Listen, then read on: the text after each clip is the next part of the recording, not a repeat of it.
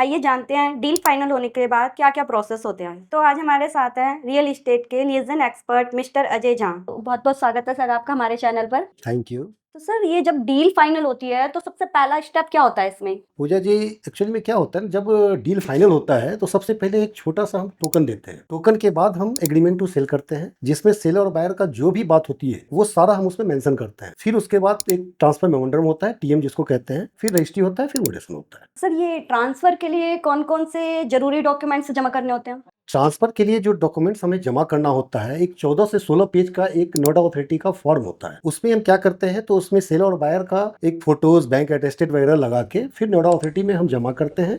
उसके कुछ processing charge हैं और फिर उसका टीएम होता है। फिर उसके बाद हम रजिस्ट्री वगैरह का प्रोसेस करते हैं। तो नोएडा अथॉरिटी में क्या प्रोसेस होता है? जी, ये नोएडा का जो है ना पूरा लीज होल्ड प्रॉपर्टी है, तो सबसे पहले अथॉरिटी से हमें एक परमिशन लेना पड़ता है। उसी के एवज में हम लोग एक फॉर्म वगैरह जमा करके उनसे एक लेटर लेते हैं जो कि हमें रजिस्ट्री के लिए परमिशन देता है। तो इसीलिए हमें नोएडा अथॉरिटी में सारा फॉर्म वगैरह जमा करना पड़ता है। ये जो सारा प्रोसेस होता है तो इसमें कितना टाइम लग जाता है? इसमें जो प्रोसेस है, देखो, होने के लिए तो 3 से 7 दिन में हम लोग चाहे तो इसको प्रोसेस को खत्म कर सकते हैं। डिपेंड करता है जो बायर ये प्रॉपर्टी खरीद रहा है उसके पास पैसे का अरेंजमेंट किस टाइप का है। अगर पैसे का अरेंजमेंट है तो हम 3 से 7 दिन में कंप्लीट कर सकते हैं, और वैसे जनरली 30 से 90 दिन का भी टाइम हम लोग लेके चलते हैं। सर लास्ट में आप हमारे व्यूअर्स को क्या टिप्स देना चाहेंगे अगर वो कोई प्रॉपर्टी बाय करते हैं तो? अगर इसमें हम कहें तो जब भी हम कोई प्रॉपर्टी फाइनल करने जाएं तो कोई प्रॉपर्टी एक्सपर्ट हो या कोई प्रॉपर्टी कंसल्टेंट हो या कोई प्रॉपर्टी के लॉयर हो, उससे संपर्क करके ही कोई डील फाइनल करने जाए। Thank you so much sir, आपने हमारे व्यूअर्स को डॉक्यूमेंट्स के बारे में इतनी अच्छी जानकारी दी। तो दोस्तों इस वीडियो में हमने जाना कि डील के बाद क्या क्या प्रोसेस होता है।